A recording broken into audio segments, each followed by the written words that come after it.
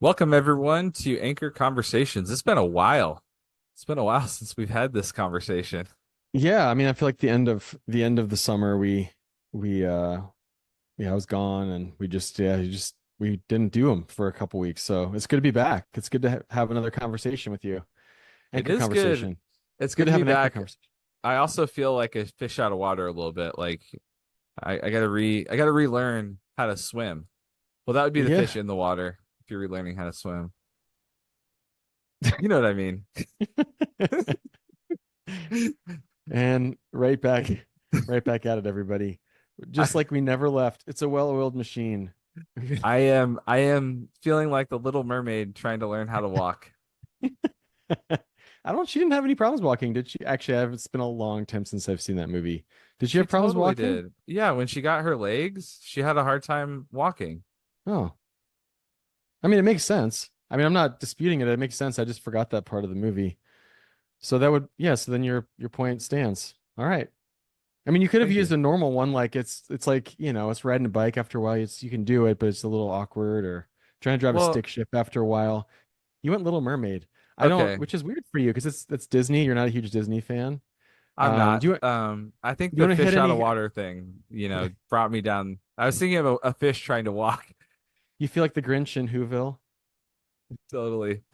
What other reference do you want to use that you're not a fan of? I feel like the Macy's Thanksgiving Day Parade floats before they're filled all the way up. I feel like I think yeah, what I'm gonna stick with the Little Mermaid because it's accurate and because like the Little Mermaid, I have an amazing singing voice. It was just mm, stolen by a sea urchin who's also my ah, aunt. is that right? So yeah, Okay. so when you guys, when you hear me sing and you think, wow, that is an inhuman, horrible sound, just know that there's a large urchin at the bottom of the sea who has my beautiful singing voice There's trapped. def there's definitely been times, not gonna lie, and I'm not making fun of you. Actually, I love the fact that you sing super loud, even though you don't know what key you're in most of the time. And you change keys during the song. There's definitely times where What's a I'll look key? over and you're standing in front of Julie, and I just have to laugh because I know she can hear you, and I'm like, oh man, this is this has to be rough. Um, and it's not that I mean, you sing loudly, you're singing the words, they're true things. It's just sometimes the keys morph a little bit in what you're singing. And but hey, listen, if you don't have a good singing voice, Tyler should be your example because he doesn't care. And actually, I really don't care either. I give him a hard time for it, but I think it's great. I think that that's the way it should be. It doesn't matter. Everything's about worshiping the Lord, and whether you can hold a pitch the whole way through a song or not, it doesn't really matter. I think you You just sing know, loud. what I say is it's 2024 and these days keys are fluid, you know? There's a fluidity It's to like keys. it's like that. I remember that whole hubbub. When I was teaching high school, there was that whole thing where they were doing the Ames testing, and then there was like they started to have this new math come out where there really weren't wrong answers. Like there was a year of that. I think they Yeah. ditched that but it was this weird dynamic. And is that what you're saying? Like everything's just, hey, who's to say that the E is not? This is the key of E. Maybe it's the key Yeah. of A. Yeah, Yeah. it's Totally. like two. Who says that 2 + 2 = 4? Maybe it equals 5. That's You're what I'm like, saying. That's our I mean, culture today. I'm just applying it yeah, to my singing. yeah. I mean, for me, in that math section, I don't know. 2 + 2 actually could equal 5. I have no idea. Sometimes there are things that I remember being in college and they gave me some problems, and I was like, oh, that's easy. The answer is -6. They were like, it's not even close. It's like 774. I'm like, I don't know how you got there because it looks like it's -6 to me. I have no idea. So maybe it is. I don't know. Is there really a right key? And the answer Um, is yes, there is. Because I play an instrument and you play in the right key. I can explain music to everybody. Absolutely, there's a right key, and Tyler hits it for at least half the song. At least half the song, Tyler's in the right key. So that's good. You're about 50%, which is awesome. yeah, it's not even a joke. I have no idea what a key is or if I'm in it or out of it. I could not tell you. No clue. I just sing loud and Uh, proud, baby. Loud and one of proud. these one of these days, I got to like pull my phone out and just secretly record so that people can experience it. But really, honestly, if that's you in the back and you're nervous to sing because you're like, I don't want people to think, don't do that. Sing loudly. we can rejoice with you even though you can't hold a pitch the whole way through a song, stay in the same key. Man, it's not about that really. And that's actually not. It's more about singing with your whole heart to the Lord. And that's great. So Yeah. Also, do it. Do it, if you everybody. really are worried about it, go ask Austin Kane about the time that I led worship, acoustic worship, with a bunch of high schoolers, and you can have a good laugh with him, and he can tell you it was all good. You know, it was bad, but it was all good. It was it was all good, but he says air quotes in the good when he says good. It's an air quote moment. It was all good. It happened. It It happened. happened. It happened and you got through it. So it's awesome. It happened. We got through it. The glory of the Lord shone in my words. People got saved. People got healed. Mountains moved, and all because I sang sometimes in the E, sometimes in the I don't know G sus, which Sometimes is the only other key I know. G G the G sus key. Yeah. So, so oh man, that is awesome. If you're a All right. musician, if you're a musician, come up and talk to Tyler about the G sus key on Sunday. If you're a musician, you're dying And right now, and and try you're wanting to punch me in the throat. try and explain to him. Try and explain to him about there is no G sus key. But that was I understand where you're going. G sus chord, we got that. There you It's go. good. Chord, key, it's Um all the same. that is amazing. All right, everybody. That is so good.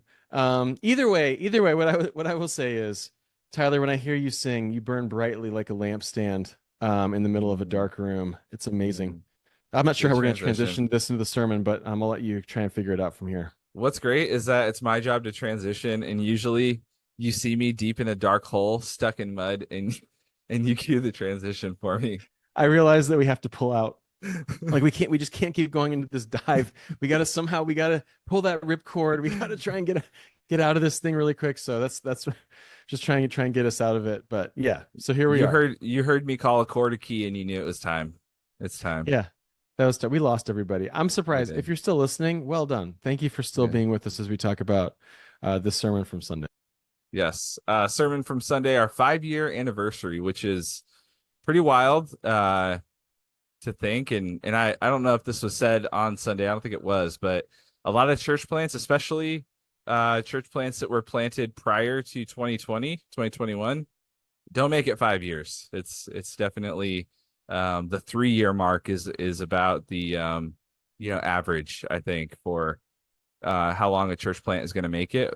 So really cool to see God move, and that was kind of your big idea, was that emphasis on God's movement and the Lord keeping the church. Your big idea was Anchor Church, our lampstand is being tended by Jesus the King, and that has been true, and that is true, and that will be true. And so I thought it would be cool to kind of dig down deeper on how that has been true.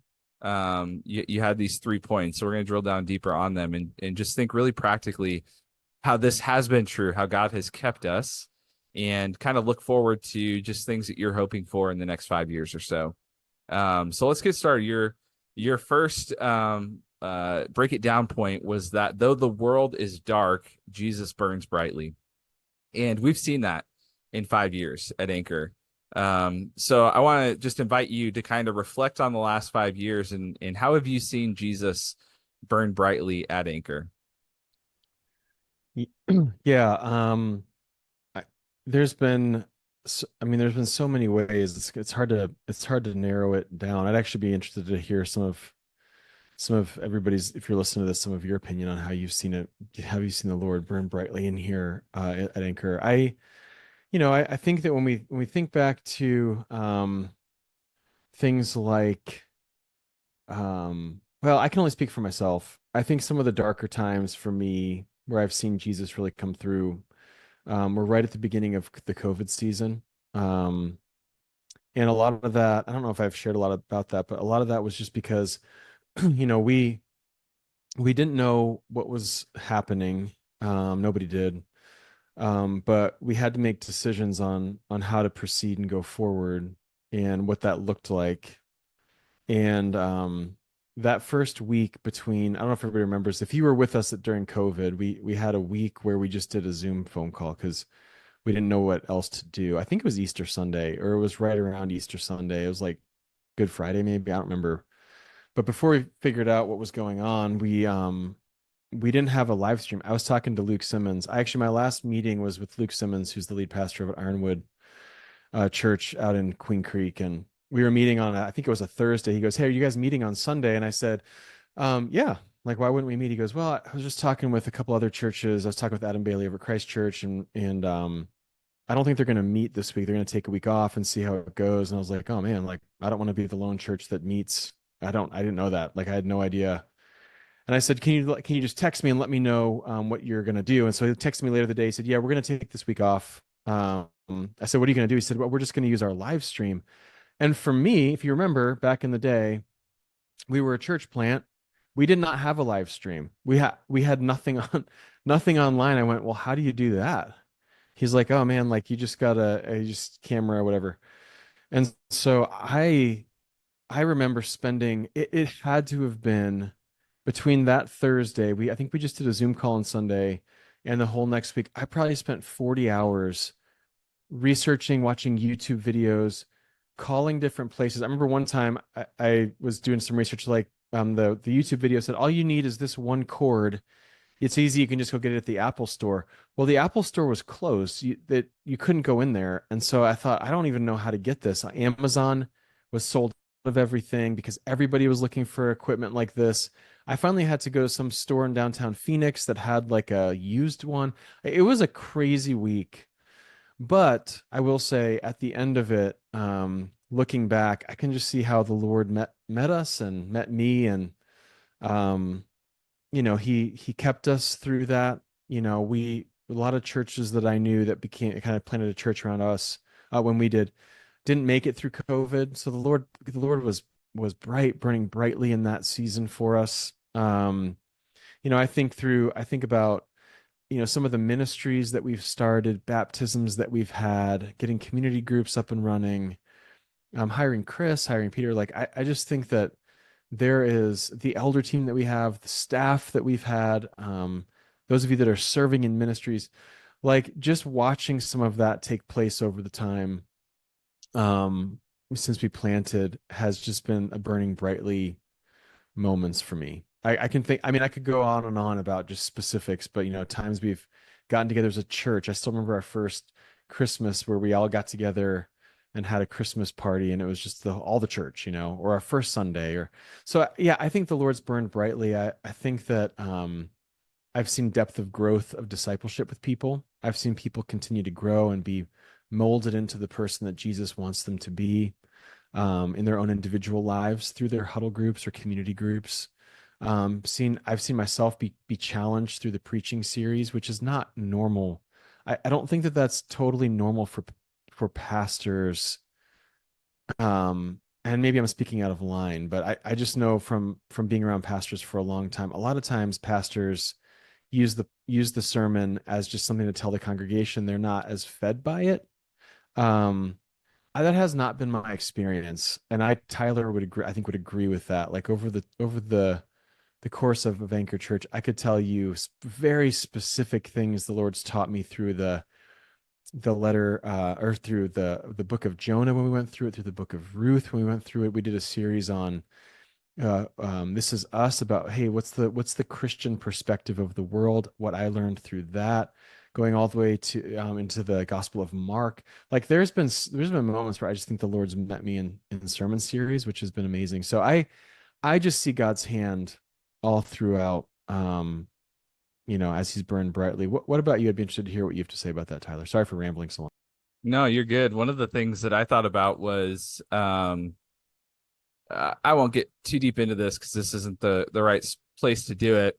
But it's important to know too that Anchor Church was birthed out of a lot of darkness. I think pastorally for us, it was a season of church life that I think I can speak for you on. This was the hardest that we, both you and I and Aaron had faced. Personally for me, probably the hardest season I had faced in my life, and so that was the months leading up to the birth of Anchor Church. You know, um, man, just so much pain, so many conversations, and then we jumped into this thing and did nothing by the book and everything probably the way that you shouldn't, as far as speed and lack of experience and lack of planning and just all that. Like we just went for it. And Jesus really burned bright in that because despite, our limitations and our lack of planning and our, just situations we were dealing with, he continued to just build this thing in a way that um, was really an idyllic situation in the end, as far as a church plant is concerned, as far as staff and elders and people and even things like finances. It just doesn't happen that way most of the time. Um, and all of that was birthed out of a season that was really, really difficult. And, that I think pastors who've gone through similar seasons would not be in ministry anymore, let alone leading a church plant that's doing well. So, Jesus, he was right there with us through it all. And his strength was made perfect in our weakness. I think we could say that with confidence. So, and then I even think like some of the things that were really difficult about COVID, it still wound up being a benefit to the church in the long run because, one of the things that happened in that 2020, 2021 season was people became really mobile in the world and in the country. They started working remotely. They started, deciding, yeah, maybe I should live somewhere else. Maybe I don't want to be in this career. Maybe whatever it may be. And that meant we had a ton of people that COVID or otherwise, just life circumstances, moved into the area from other places. And now those people are at the core of who we are. And so just to see God's hand in that and again, the light shining in the darkness through something that really sucked, a global pandemic. Who knows if some of you that are listening to this now would have moved or would have left your job had that not been the circumstances. I mean, I don't know. Maybe you would have anyway, but um, yeah, I just see God's hand in that through some of those darker seasons you see on the other side. Oh no, God really used that to make us healthier, stronger, um, better disciples, love Him more. It doesn't have to end that way, though. We see also another trend right now is a lot of deconstruction when there's darkness, right? So, yeah, I think I look at the darkness and I go, man, there were some really dark times, and Jesus really brought us through that to a brighter place. So this kind of goes alongside of that. Your second point being that Satan is prowling like a lion. Actually, it was spelled wrong on the slide. It was prowling. So I yeah. actually I saw that in the video. This is the problem with me. I do the pro presenter, and I'm just gonna be honest, everybody. Like I usually double check things, but there are definitely times where my lack of administrative skills and my ADHD gets the best. So I didn't see it until I saw the video up there. I was like, prowling. Like what? Come on. That was I such a mean, bad you typo. were missing the Sorry, everybody. apostrophe. You're missing the apostrophe or whatever for prowling. That's okay. Well, the Greek, Peter uses the word. He uses the shortcut prowling. his his prowling has a southern He's accent in the he's Greek. It's a he's southern using. Greek accent. He likes to use the phrase y'all, um, y'all prowling. That's Peter's favorite phrase in there. It's so dumb. Yeah, that was just a typo. But yes, anyway, prowling with a G. It's a hard G. Prowling. Inga. Satan is prowling like a lion, but Jesus is bigger. So again, let's reflect on the last 5 years. What are some ways that you've seen Jesus protect Anchor Church, as that bigger, that protector? I guess maybe this is a little bit sensitive because I guess it gets into some things that maybe could have been threats. Maybe people aren't aware of those threats. I don't know, but yeah, you speak to it. How has Jesus protected Anchor Church? Um, I think he's allowed. Well, I think that the Lord has allowed us to walk through a few difficult things with families, especially maybe during the COVID season. You know, we had some hard things as people left. You know, marriages that were falling apart, some things like that, that I think you know, I think that the Lord brought us through. I think that there's, you know, even as elders, and maybe this is just for those of you that know, like we meet monthly, and there's been hard things we've talked through as we tried to figure it out. And I think we've been aware and talked together both as elders and also as staff and pastors that in any discussions that we have that are difficult, or maybe we can disagree on, there are opportunities for Satan to divide the church, and we've been sensitive to that. And I think the Lord's really given us wisdom to protect us from that. Um, you know, I've certainly not been a perfect pastor or leader. I would never say that I am. I said that on Sunday that I'm not. I fully agree with that. That's not me being that's not false humility. I genuinely believe that. And I know that I'm sure some of you have been disappointed with me, you know. There's been probably decisions I've made or things I've said or haven't said or done or haven't done that have been disappointing, discouraging for you. Could have been opportunities for the Satan to divide us, but he's not. The Lord's kept us and kept us together. And so, yeah, I think in any church environment, you have sinners getting together, and there's opportunity for division and anger and frustration. And I think largely, like, you know, we've certainly had those things. We're all sinners, as pastors included. But I just think the Lord's been faithful to us to continue to keep us move our eyes in the right direction, moving forward. So what about you? How would you answer? Yeah, I think so. I'm weird about anniversaries. Lindsay will tell you this too. Like I celebrate our anniversary of our first date probably more. I go bigger on that than I do our wedding anniversary. So I'm weird about anniversaries.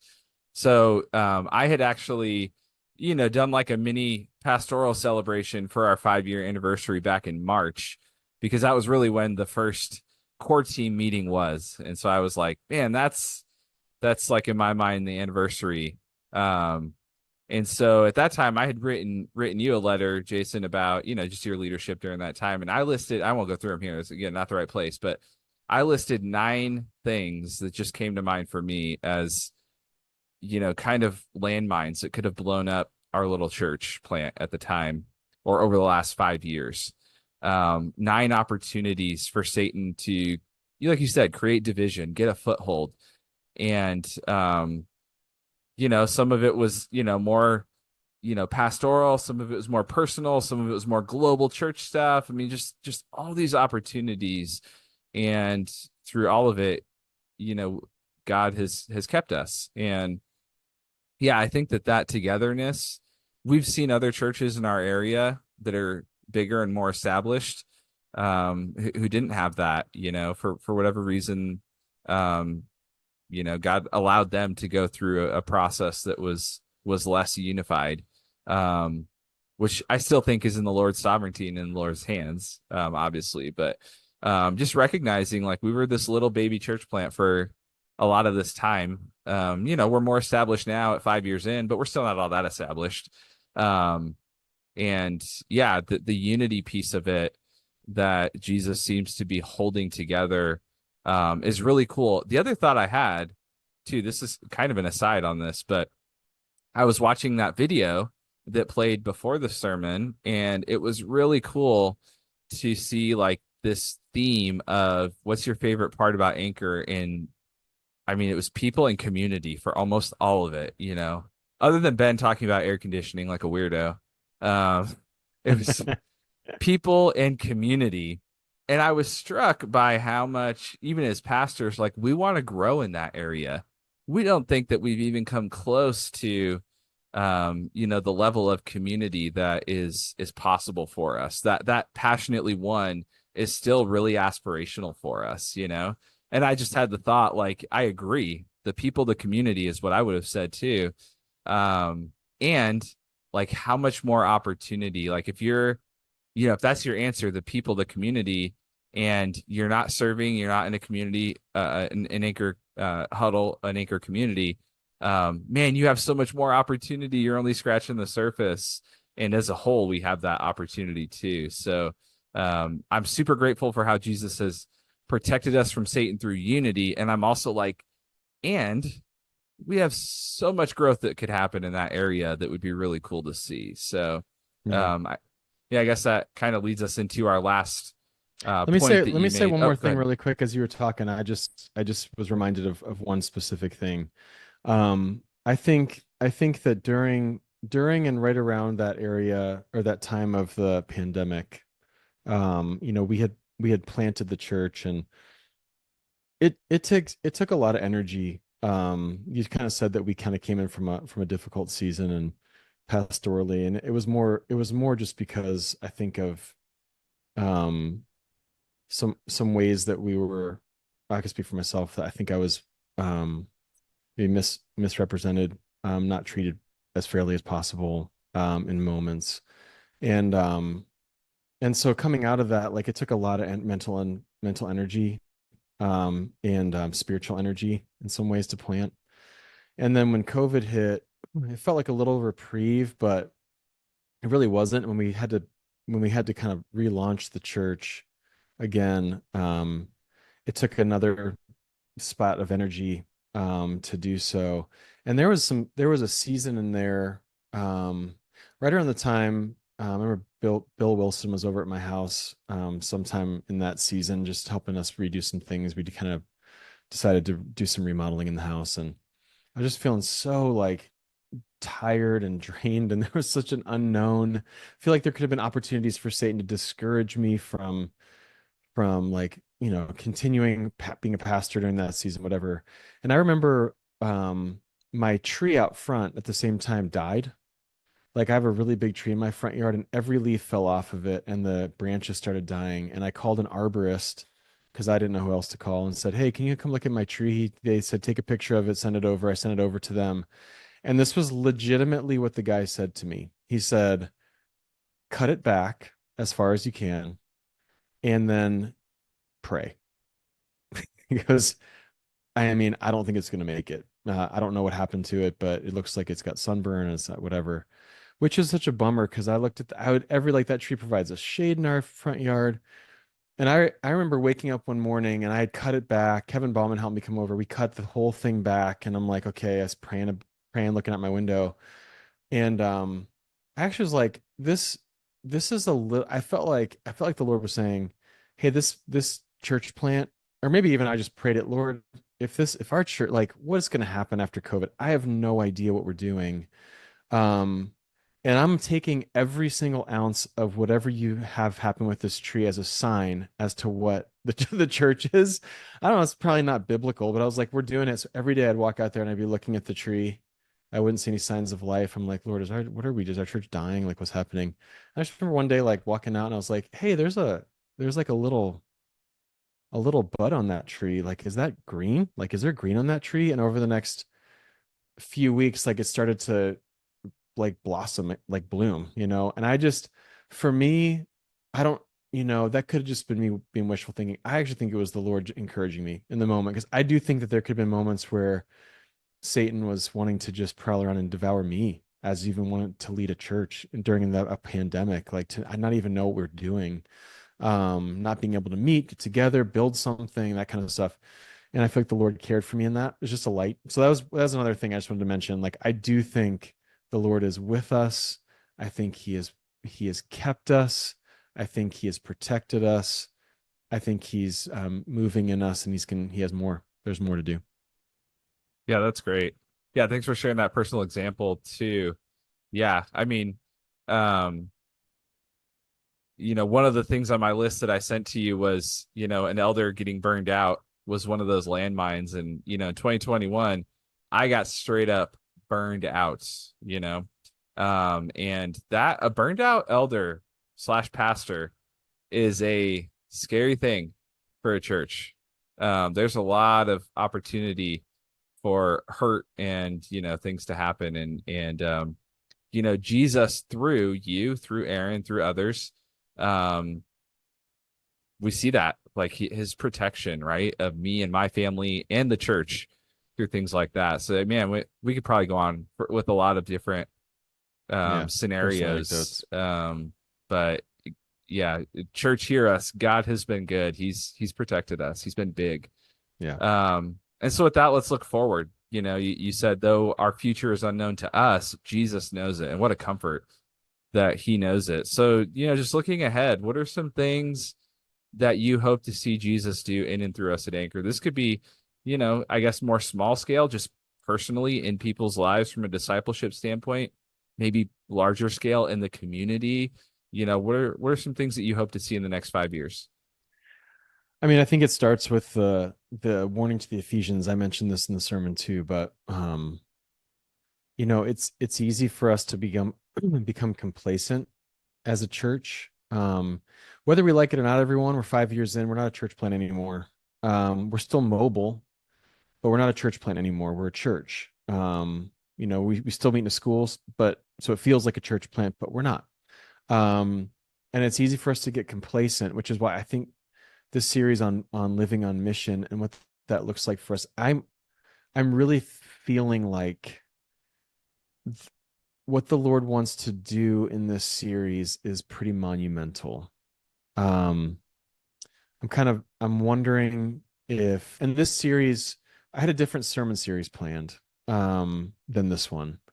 And we were going to do that. But maybe I don't know what it was, like 4 months ago or something like that, Tyler. I just said, "Hey guys, like I'm really feeling like this is something we need to do. I'm feeling like this is the Lord's moving to do the series." And so as we've thought about it and prayed about it, it's like, yeah, I think that this is something, as we're thinking about our values. We had a conversation too as elders about our values. So, being purposely biblical, I think we've grown in that over the last 5 years.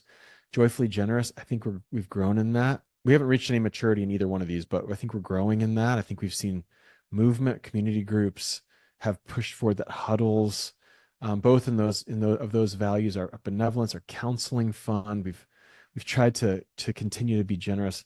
Um, Passionately one, again, like continually trying to build in our groups. And you saw it again in the videos, people and community.